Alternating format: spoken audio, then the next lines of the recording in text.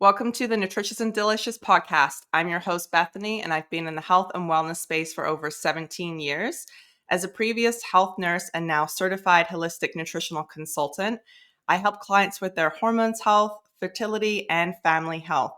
Join us on this journey as we connect with experts from around the globe, sharing insights and personal stories along the way.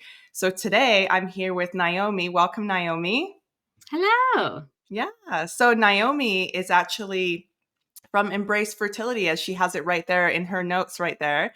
So she is a fertility specialist and she's a trained trauma therapist specializing in helping women emotionally and energetically to conceive and birth the babies they long to hold. So welcome, Naomi. Thank you so much for having me on. Yeah, so Naomi and I connected, and today our podcast is all about failed IVF and coping with losses. So this is going to be a little bit of a hard subject, but Naomi, I would love for you to kind of share with our listeners here today why you actually got started in the fertility space. Yeah, so I went through infertility myself with my partner. I was actually diagnosed with endometriosis in my teens and told I would probably need IVF to conceive. So I was quite aware of that. But once we got married, so it was like 10 years later, or Mm-hmm. more than that, 12 years after I'd been diagnosed, it was like, oh, now I'm married, we're ready to start a family. And nothing happened. And we ended up going through 4 rounds of fertility treatment and surgery for the endometriosis before having both of our children naturally.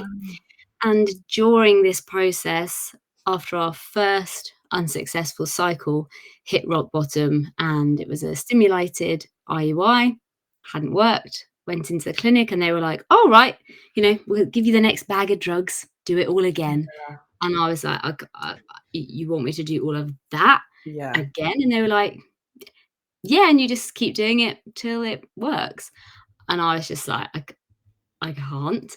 And at that point, then started learning about the mind-body link, went to see a therapist, and started understanding how to overcome the anxiety I was feeling at that time. So left my career in interiors and retrained as a therapist and have been doing this ever since.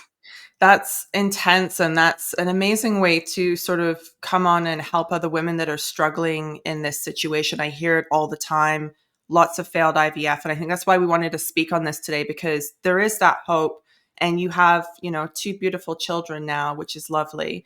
I wanted just to go back. You mentioned it was an IUI. Can you explain to people what that is? Because sometimes the medical terminology, people are like, what is this? And they haven't gotten to that stage yet. Yeah, so IUI is in utero immunization, where you can either do it that you just ovulate naturally, and then your partner provides a sperm sample, and that is inseminated artificially, generally by a nurse in the clinic. It's very similar to a smear test. Yeah. Or you can do stimulated IUI, where you're taking very similar hormone injections to IVF to stimulate your ovaries to ensure you are creating a good sized egg, and then taking a trigger shot so they are controlling your cycle completely. They know that you are going to ovulate, or they create ovulation with a stimulation shot, and then the same with the sperm. So we did 2 cycles of stimulated IUI and then moved to IVF. Yeah. So from what you're saying, it sounds like there was a lot of medical drugs, a lot of medical jargon involved. And I imagine sort of helping clients today, that's sort of what you do, is sort of unpack that and help them with it. I would imagine also would you be taking hormones as well going through the IVF journey? Yeah, so the IVF, again, you're stimulating your body to create this time as many eggs as possible. So instead of each month, your body normally will have follicles will grow, and then the strongest, the largest will Yeah. pop, and that will be ovulation with just 1 egg. When you're doing IVF, you're stimulating those ovaries to create the follicles to create as many eggs, not as many of the eggs as possible, Right. but good number, aiming between about 10 and 20 for most women. Then those eggs are actually removed via surgery, and then put with your partner's sperm in a petri dish to see if they then create embryos. Or with ICSI, it takes it one step more, that the embryologist is picking the strongest sperm, picking a sperm per egg, Yeah. and actually combining that with an egg. So if there are any sperm issues, you would then go to ICSI to ensure that the best sperm are being given a chance to become embryos. It sounds like such a process, and I'm sure, we'll kind of unpack this with the emotions and everything, but we're kind of going through sort of the medical first stuff first in terms of like what it really like looks like. So explaining sort of IVF, you sort of touched on that and what a woman goes through in turning needing like how to get IVF done. So like in terms of sort of waiting, like how long usually would a couple wait until they kind of go down that route? Like what are you noticing for people? So generally, it's recommended in the UK that if you're trying naturally, having unprotected sex every month for a year, um, depending on your age. So if you're over 32, I think is the cutoff point in the minute. If you've been Okay. trying for over a year, if you're under You said over 32. So 32, yeah. try for over a year before looking into other steps, and a lot of clinics will recommend going to IUI first if there are no actual medical reasons why you're not getting pregnant, and sometimes that's just about the timing and ensuring that sperm and egg are in the right place at the right time and can Right. meet. If you're over 32 or 35, depending on what area of the country, then it would be 6 months of trying unprotected sex before then considering moving on to a medical Wow. support.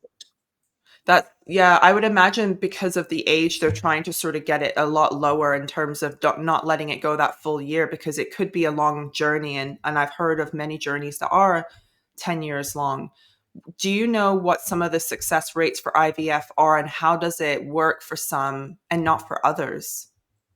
Yeah, so I cross-referenced this to ensure I got the right figures. So from the NHS, which is the National Health Service in the UK, Yeah. the success rates of IVF are 32% if you're under 35, Wow. 25% between 35 and 37, 19% if you're 38 or 39, down to 11%, 40 to 42, and then 4% if you're over 44.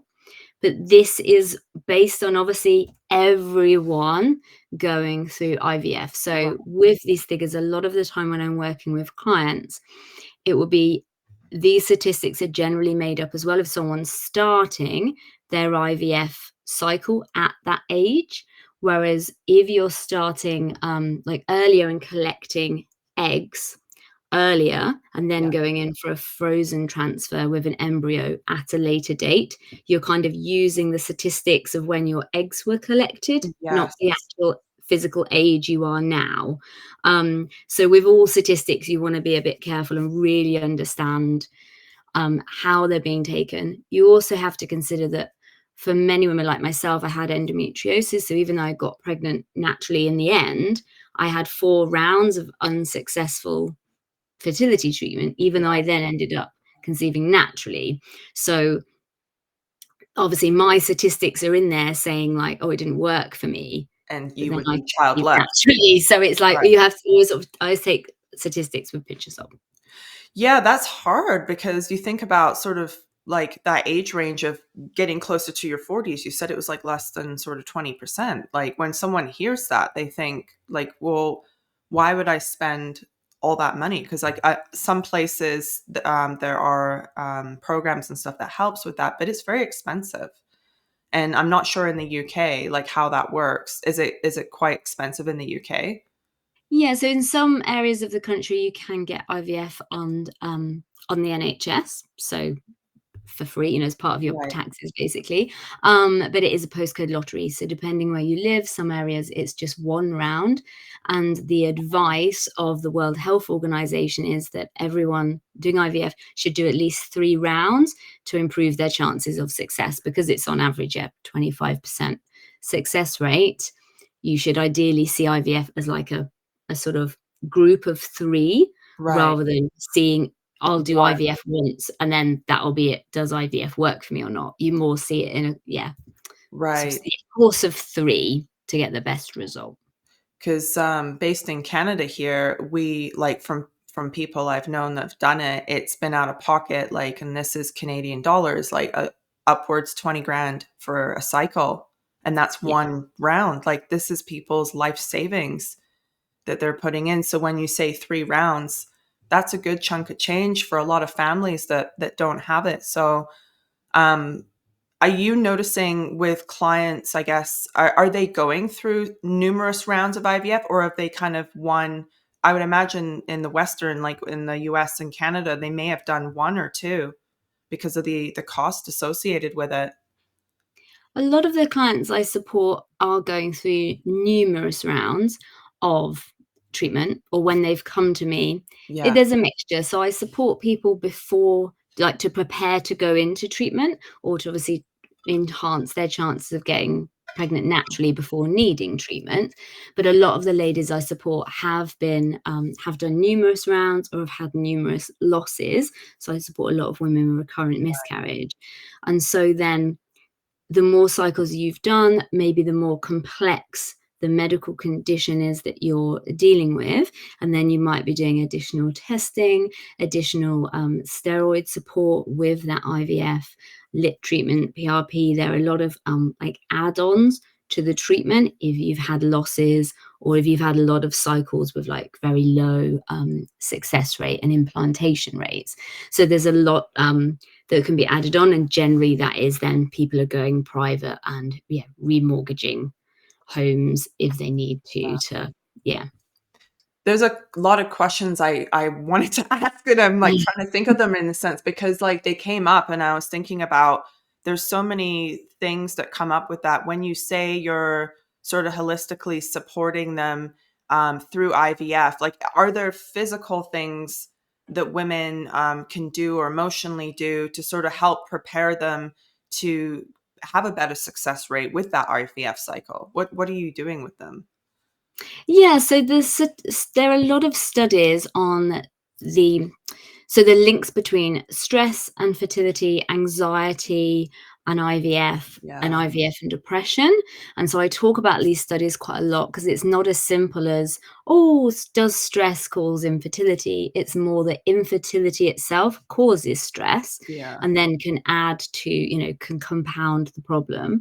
And if the 78% of people going through IVF in the Fertility Network study from a couple of years ago, 78% of people felt sad, anxious, or depressed while going through an IVF cycle. It can be very overwhelming emotionally, physically, financially. Yeah. And so, therefore, preparing yourself to go into that is a really good idea. And you actually improve your success rates by managing stress levels, reducing anxiety, definitely coming out of depression. They showed that women who have an unsuccessful IVF round then Mm, have depressive thoughts before going into a second, actually have a lower success rate than yeah. women who didn't have depressive thinking.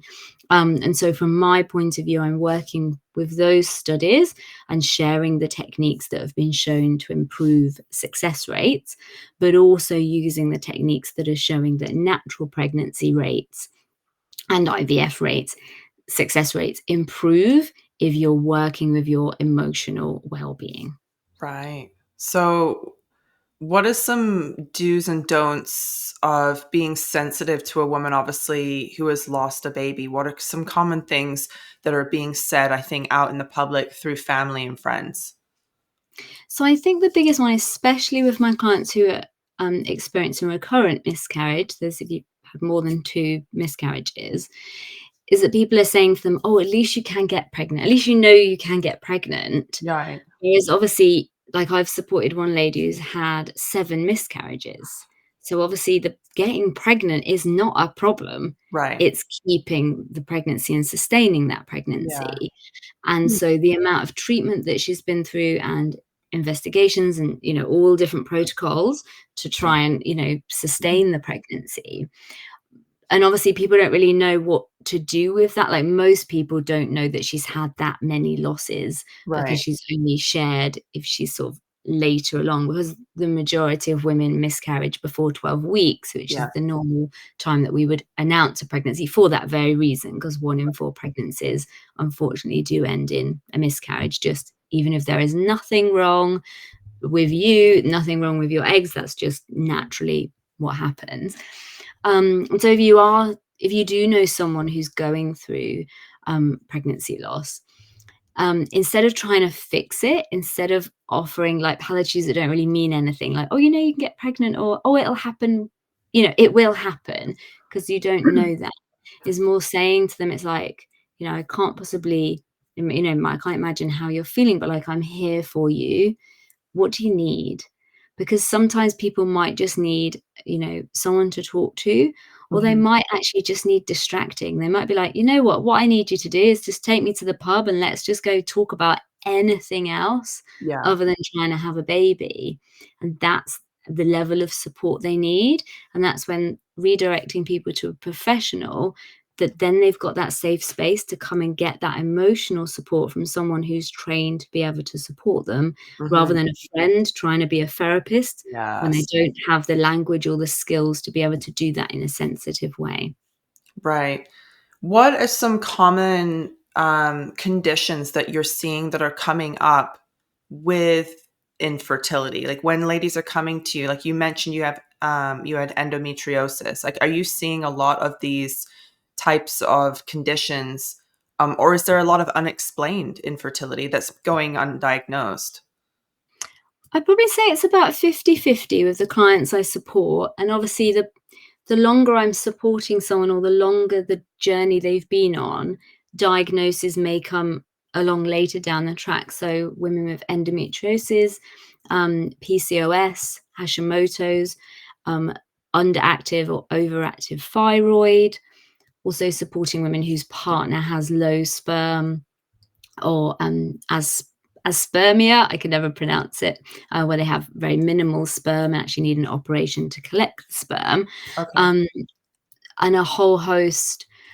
Also, if someone has had maybe an ectopic pregnancy and lost a fallopian tube, or they've had birth trauma and therefore they've been advised to maybe go to IVF to ensure, you know, the embryo is in the right area, so they're not, you know, it's not risking another ectopic going into the other fallopian tube. Yeah, a whole host of different medical reasons of why pregnancy might not be happening, and then also a whole host of like psychological reasons of why. So birth trauma, you know, if it's secondary infertility, people who've experienced maybe physical, emotional, sexual trauma in their past, and then the general infertility itself is very traumatic. So a lot of the work I would do would be actually unpicking the trauma you've sustained since getting Yeah. diagnosed with infertility, and then it's looking back into the past as well to see if there's anything contributing to, yeah, blocking your fertility. Right. So as you said, there's sort of a lot of like physical like conditions obviously that you can sort of go with. But there's also psychological that's happening as well for women. And I would imagine that when you go through any kind of medical trauma, it's now sort of on top of placing what's going on. How are you sort of unpacking that with clients? Like, how do they sort of work with you? Are you helping them sort of um, more psychologically, understanding what's going on, or getting or encouraging them to kind of get those diagnoses? Like, what is sort of the services that you provide to help women? So my focus is supporting them emotionally and energetically. So I've created the Embrace Fertility method, which is a 12-week course, and this guides women through Mhm. um, managing their stress levels, uncovering unhelpful beliefs, so self-preservation beliefs that may be then Okay. sabotaging the action steps they need to then take. So for an example, I was working with Ali. She was diagnosed with PCOS in her late 20s and was told she probably wouldn't be able to have children. So then she kind of shelved the idea of her ever being a mother. And then Right. when she met her partner in her late 30s and decided she was interested in becoming a mother, she didn't then go and get any medical support because she had a phobia of doctors and hospitals. So part of the work I was doing with her was to unpick that and the belief she had around that the doctors wouldn't be able to help her, the doctors wouldn't respect her, the doctors could do nothing for her with this condition. And I was like, well, you could go and get Clomid.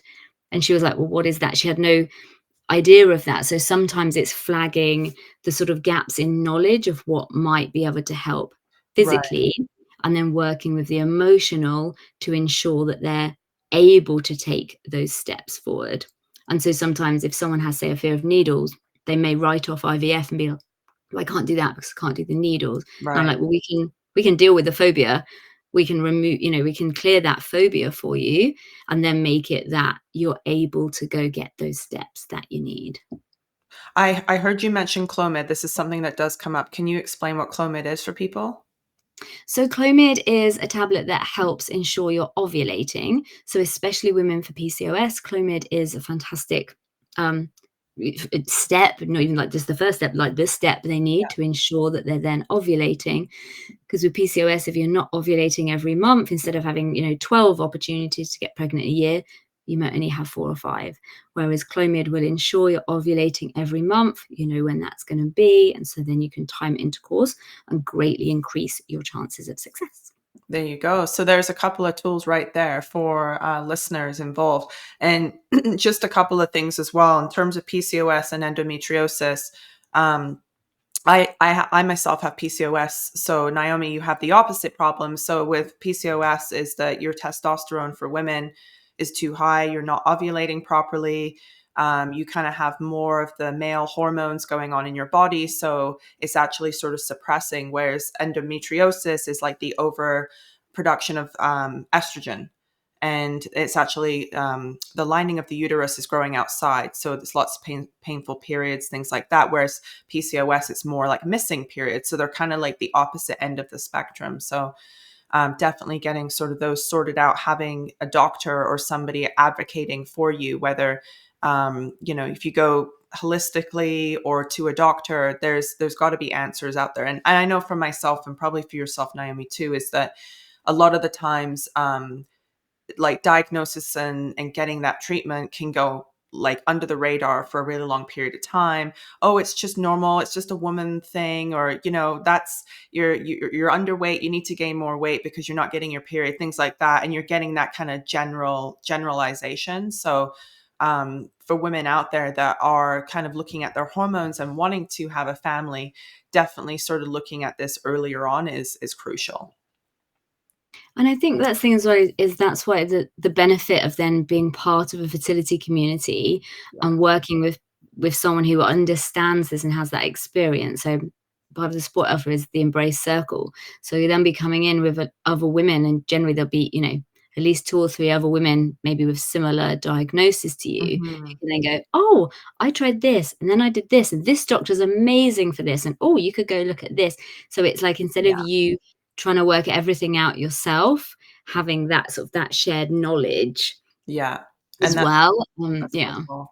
Definitely helpful. Is there any other advice for women or couples, say on the IVF journey or looking maybe to start? What advice would you give them going into this?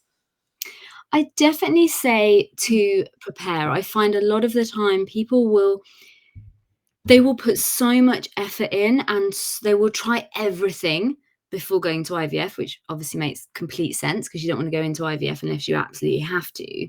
But it'll be that women will be burnt out, exhausted at the end of their tether emotionally and energetically before then starting this process, which is, takes a lot out of you.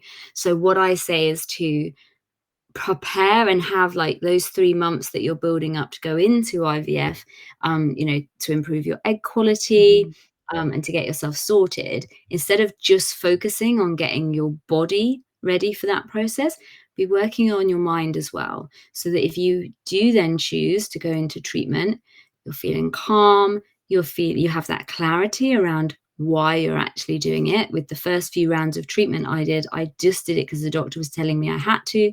My endometriosis was getting worse, I had, massive clock over my head, tick tock, you have to do this. Yeah. Whereas when I went into my fourth round was when I was then practicing mind body techniques. I was like a different person going through it. I just sailed through. Obviously, I'd already done the previous treatment, so every time you're doing something again, it's easier. But the whole way I was approaching it was very different, and that was the one I then fell pregnant on, but then miscarried. So yeah, get that support and really look at, all parts of you Right. rather than just seeing yourself as a womb and eggs to get pregnant. It's like, well, what's going on emotionally? Yeah. What's going on energetically? Are you feeling nourished and topped up by the things you're doing to support your fertility? Or are you actually running in between like an acupuncturist session and doing a really extreme, stock diet and then heavily exercising and then doing, and actually maybe they're all kind of working against each other Yeah. rather than having a really cohesive plan that feels really nourishing and good for you.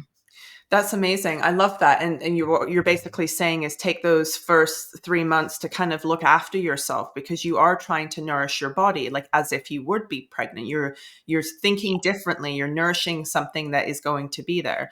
One thing that didn't come up, which I was interested in, and I've heard this a couple of times through people, is a big chunk of where we spend our time is the workplace. How does this work in a place where women maybe are in the workforce and they're struggling? So sort of how is this projected in a workplace for women? So I found, because a lot of the time people won't feel comfortable sharing with their employer that they're going through treatment. Like some companies are getting better, and there's a lot of movements now, um, to allow people to take time off for appointments. But like for myself, I was just getting up at 6, going to the hospital, having my bloods done, having a scan, still at my desk for 9, going home, doing injections. Like all this Yeah. was going on while I was working. And so they say that like managing the literally the admin of IVF with the time to take the injections and all the different appointments is like having a full-time job. It's like you need a PA just to organize your IVF schedule for you. Yeah. So if you're doing this on top of work, being even more mindful of even just silly things like take a proper lunch break, get off of your desk, go walk around outside, eat a nourishing lunch. I actually do a 3-minute reset MP3, which is one of the freebies you get when you join my mailing list. I was like, even if it's just 3 minutes as Right. part of your lunch break and 3 minutes at the end of the day before you go into your evening, you're resetting your body, because it takes us like that to go into stress response, but a Yeah. full 3 minutes to come out of it. And so if you're just go, go, go, go, go all day, getting home, going into treatment, maybe spending half the night on Google trying to work out how can I speed up getting pregnant? You're not ever Yeah. resetting. You're just pushing, pushing, pushing. And that's when you can burn yourself out. Yeah. And it's not the energy you want to create another human. You want as much like life force energy and good, good energy going on to be able to sustain the pace of IVF and then sustain a pregnancy.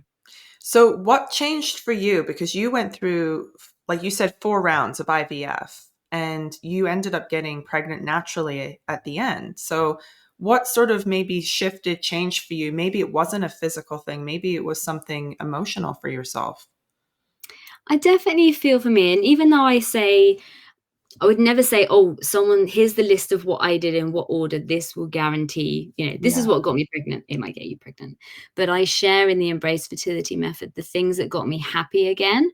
So I went from anxiety and depression to feeling happier than I actually had ever in my life before getting pregnant. Right. And this is the shift I notice with my clients and members of the Embrace Fertility method is you get happy, you come to this place of acceptance that you still want to be a mom, you're still doing what it takes, but instead of there being this desperation of it has to happen now, otherwise I don't know what I'll do with myself, to Right. being I'm ready and I want this now, but I'll be okay if it's not today, if it's maybe in a few weeks or a few months.